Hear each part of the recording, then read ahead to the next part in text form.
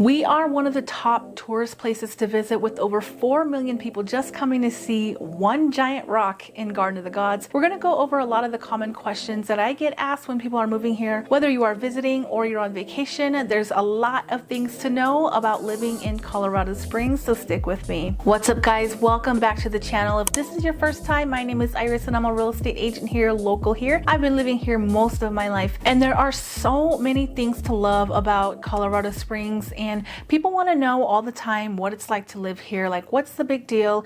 Is it a good place to live? Is it a good place to move to? It's definitely a great place to visit. Now, I do want to point out that a lot of YouTube channels that talk about Colorado Springs tend to lump in other cities that are not a part of Colorado Springs. And so you're talking Old Colorado City, Manitou Springs, Fountain. These areas are not technically Colorado Springs. So in this video, we're just going to talk about that. And if you want to learn more about the surrounding areas, I also have videos about all the different areas as well. The first thing to know is about the climate and the weather out here. Now, you might hear different stories. Some people think that the myth about the 300 days or more of sunshine is actually not true, and that it was made up by some marketer that wanted people to come to Colorado Springs. Now, if I had to count on sunny days in Colorado Springs, I definitely would say it's probably pretty close to that. So it is not a myth, but depending on the year, it could be a myth. We do have sunny days almost every single day, but we do get spells where it is cloudy, snowy, rainy, and things like that. Or it could be sunny in the morning and then cold in the evening, or vice versa, where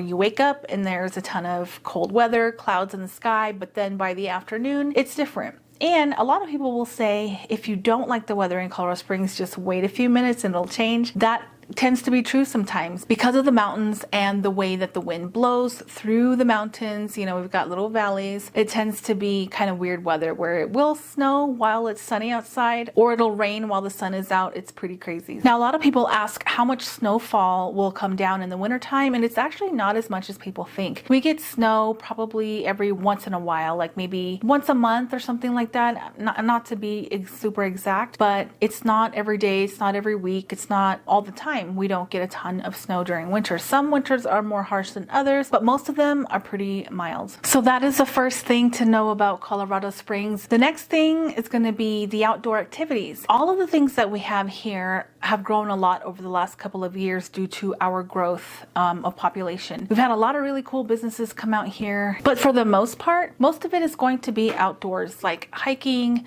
biking. We do have places like the indoor skydiving. We have Topgolf here. We have in Shields, giant super mega store of sports and outdoor equipment. But one of the common misconceptions is that there's skiing out here, and there's not. You really have to drive hours away to get to the ski resorts, but you will find a lot of kids sledding down these massive hills during the winter time. Now, you can't go too far without finding a hiking trail, so we have plenty of those. You'll be able to find those quick no matter where you live in the Springs. Some hikes are going to be way prettier than others. Some are going to be closer to the city where there's traffic and people, and some can be in the mountains where there's nobody around and you can have a nice quiet hike through the trees, kind of like Cheyenne Mountain areas. There's just a lot of red trails and people are out there with their dogs. There's dog parks, plenty of fun things to do when it comes to outdoors. I'd say the most popular attraction outside of Garden of the Gods would be the Cheyenne Mountain Zoo. It's the highest zoo in the country, and we have a lot of different animals. We have the giraffes where you can feed the giraffes, and it's quite a bit of a hike throughout there. So that's really pretty, and then you can go on the lift and see the entire city, and people tend to love that, and we get a lot of visitors from around the world just to come see this zoo in the mountains. They have different events there, like Boo at the Zoo, safari events, just a lot of fun with the family. You can bring the kids, and it's a really good time. And something that's really cool to do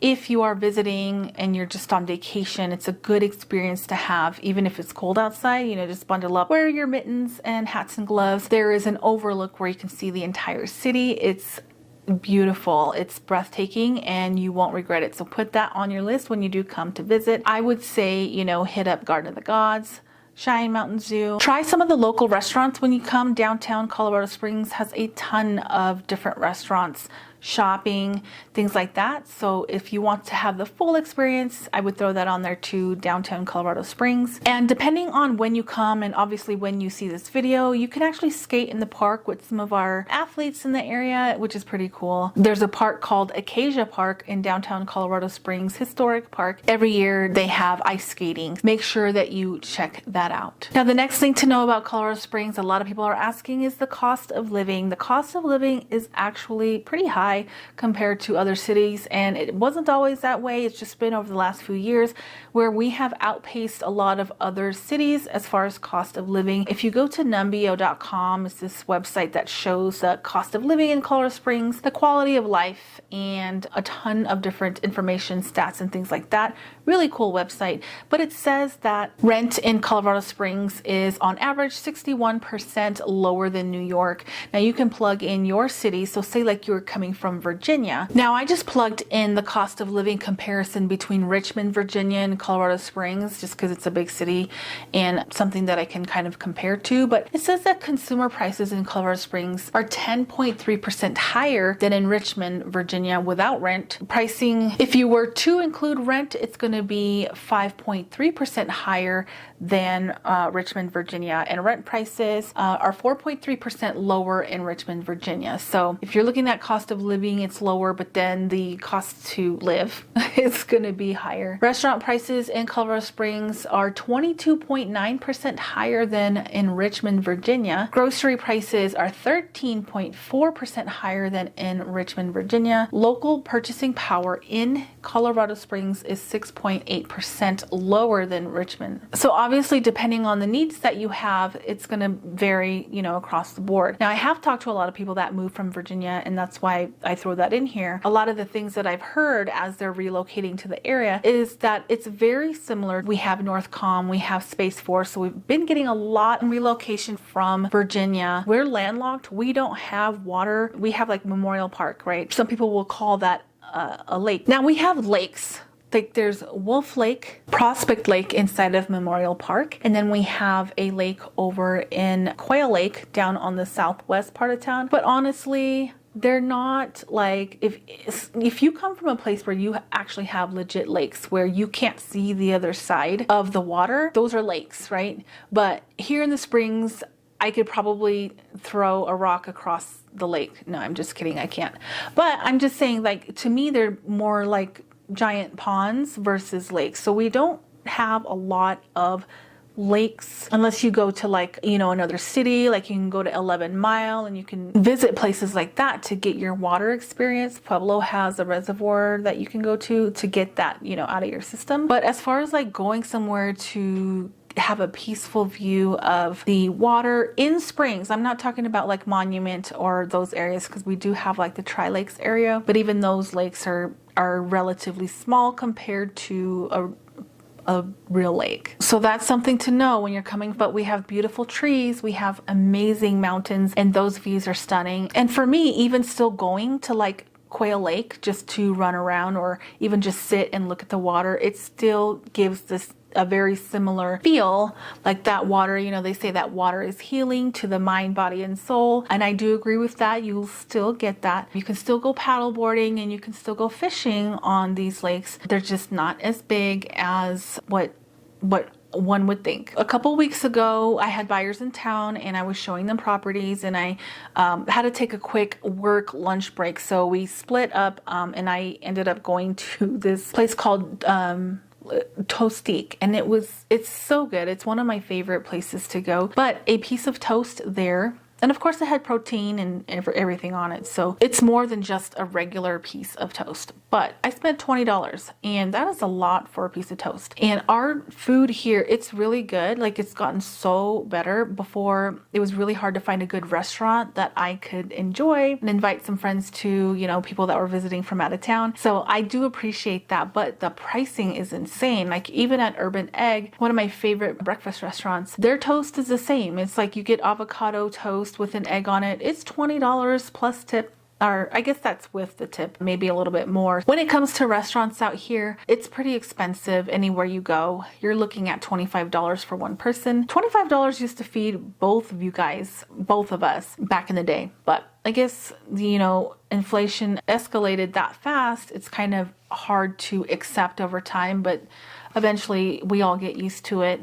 And our grocery prices have gone up a lot. Go to numbeo.com and I will leave the link in the description so that you can kind of look through that, see how much a gallon of milk. I did not know that milk was different in other cities, but I guess obviously that makes sense. I guess the thought never occurred to me that milk would be more expensive in California versus milk here in the Springs. Like Richmond, Virginia, it's saying that milk is $3.41 for a gallon, and here it's $4.07, so it's 19.2% higher. So it's kind of good to know, because you might move over here and you think, wow, this is a great deal on a house, but the cost of living is more. And another thing to think about as we transition into housing in Colorado Springs, housing tends to be a little bit more expensive than your average city here. And some of the houses you might think, wow, that's a great deal, but there might be a metro district behind it where taxes are like $5,000 per year, which might not be a lot when you're comparing us to other states or, cities, but it is more than what we're used to for sure. So you want to look at the property taxes as you're looking for your place to live, so you can kind of understand like the true cost of housing in a specific neighborhood. Also, if there is a homeowners association, how much those dues are going to be. A lot of people complain here because the HOA is expensive, but there's not a lot that's being provided, or they'll say that they're providing a pool, but the pool has been sealed up with cement, or they're planning to, because they can't afford to operate the swimming pools and they don't have enough people. They're not charging enough, whatever the reason may be. There's actually been a couple scams when it comes to HOA. I'll let you guys Google that for yourself, or you can reach out to me and find out before you purchase your house.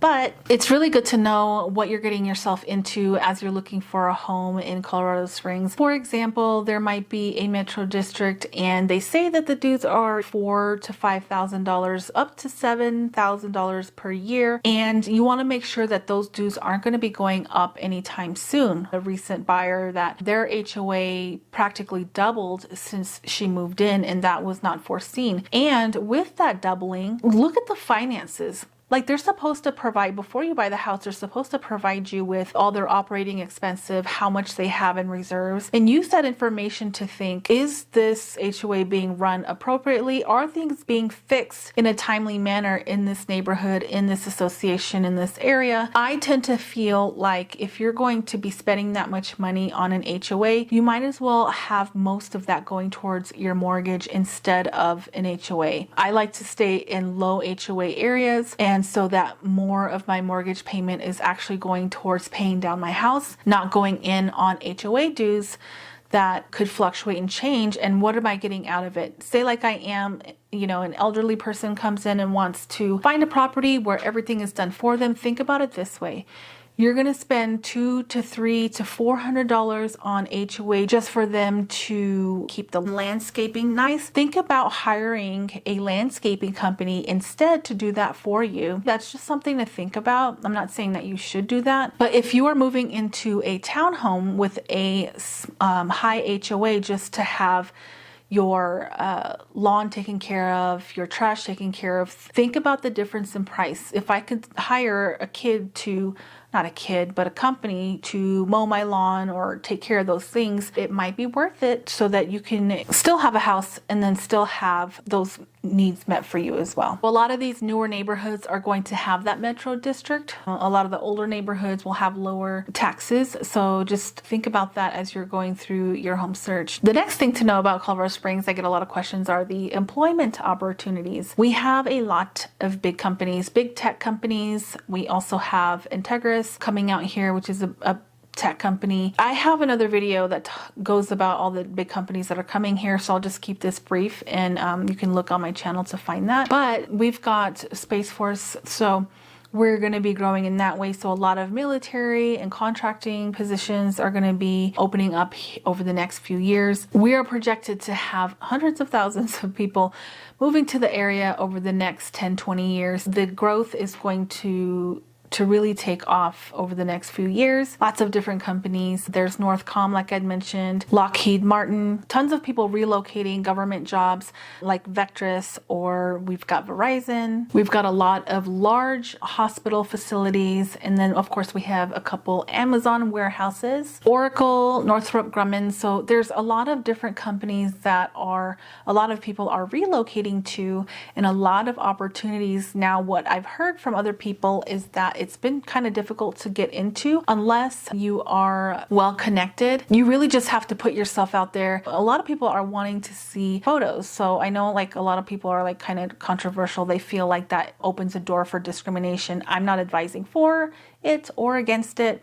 Neutral on that, but it is nice so that when people look you up online, that there is a nice robust profile about you, because let's face it, a lot of people will look you up online. Like a lot of people will want to work with a realtor in Colorado Springs. They find me, they'll look me up on other sites too. So lots of job opportunities, lots of military, 4 bases, 5 bases, but 4 really with a lot of people coming through there consistently. And the job market is pretty established here. We've got a lot going for us as far as the economy goes. Being a tourist town, we get a lot of people coming and spending money here. Not too concerned, but it's not always in the bag. We do have a lot of really great education in the area as well. We're known for our schools, obviously UCCS, Colorado College, lots of award-winning school districts in the area. So you can visit the links in the description of this video to learn more about the different school districts and what those ratings are. All right, now when it comes to nightlife,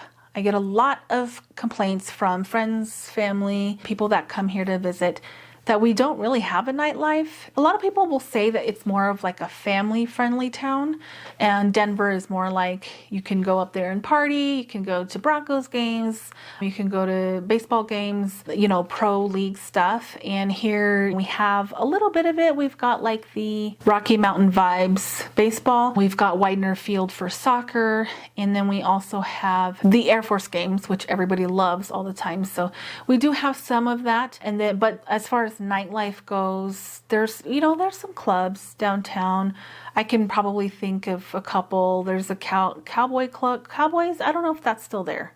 That's how much I go out. I never go out. We like to go to like the movies. There's several large movie theaters here that you can go to. There's Great Wolf Lodge. That's something else that you can do. There's a giant swimming pool inside, and you can stay the night there with lots of different activities. They have this giant climbing thing that's super fun. But I would say that there is a ton of things to do, and even if you can't find anything to do, everything is pretty much within 1 to 2 hours away, maybe 3 hours if you're into hot springs. Indian Springs, Mount Princeton, those are some of the hot springs that are nearby, anywhere between maybe 2.5 to 4 hours away. Skiing is pretty close by. So really, I mean, there's a lot of things to do here. You can pay to do things, and you can do things for free too, like the hiking, paddleboarding. I mean, if you have a paddleboard, it's free in some places. Otherwise, you have to rent out the equipment. If you're looking for things that are not so much movies, but more of like plays, there's a little bit of that.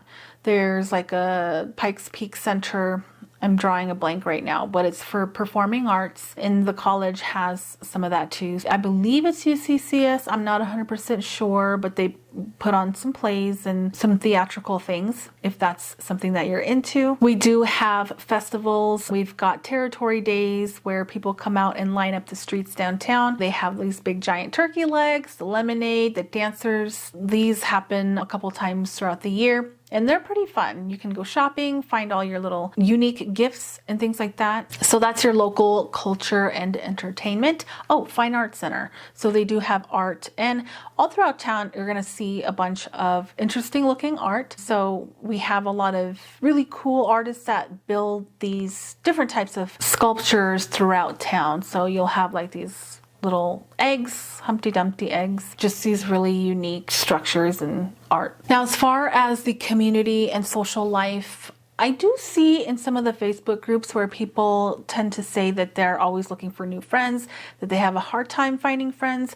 But if you find the right communities and, meetup groups and things like that, a club that you might want to join, you'll be able to find a community. And the communities within the communities are pretty strong, I'd say. People are friendly. They're always willing to help each other out. When we have crisis, I remember during the Waldo Canyon fire, a lot of people were coming together, helping, taking care of each other's animals, rescuing animals from that horrible fire and taking care of them and posting, and I found your dog. Is this your dog? Is this your, I don't know, whatever. Strong communities, it might not feel like that at first, but once you get connected, I strongly feel that we have a pretty strong community. I do get a lot of questions about cultural diversity. Again, I cannot talk about like the different races in the different neighborhoods or areas, so I just let people use the census data below in the description so you can see what neighborhoods have the different diversity. I feel like because of our military and a lot of our relocation people, that we do tend to have a little bit more diverse community. I do feel that. I honestly feel that people are very kind to each other for the most part. Are there why can't I say that word? Cultural events that celebrate diversity? Yes, Fine Arts Center, every year they have dancers come out celebrating the Hispanic culture. We have Juneteenth at the park in downtown Colorado Springs. So there's a lot of different things. We have the Pride Parade that comes out in June, I believe. Yes, there are some things that the community takes part of when it comes to the cultural diversity in Colorado Springs. All right, let's talk about wildlife, because a lot of people tend to think that we have all these mountain lions and bears and deer just roaming around town and attacking people and things like that. That's really not the case here. Now, I will say there are a lot of squirrels. We have an unusual amount of squirrels, and they're pretty unique. We have like an albino squirrel that is rare. It's not often that I see it.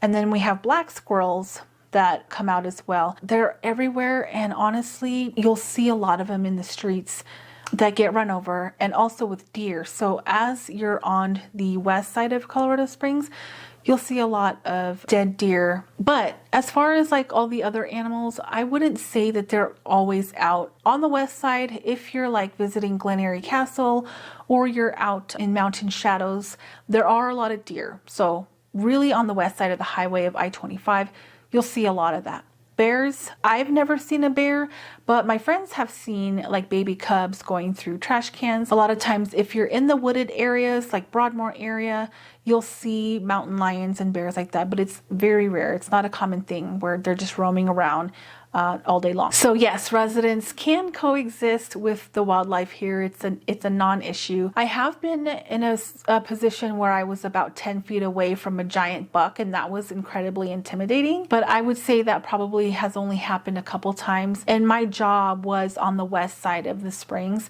And so we saw those animals all the time. And so it just depends on the area. As far as restaurants that you should try, the first restaurant you try when you come out here, of course, I'm always going to recommend Urban Egg. That is my favorite restaurant.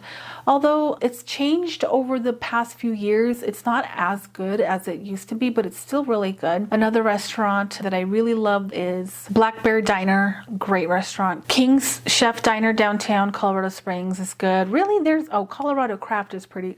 that's probably one of my favorites. Anything downtown Colorado Springs is actually really good. If you're going to be heading out there anyway, get yourself a room over at Kinship Landing. Just stay there. That would probably be my recommendation for a vacation.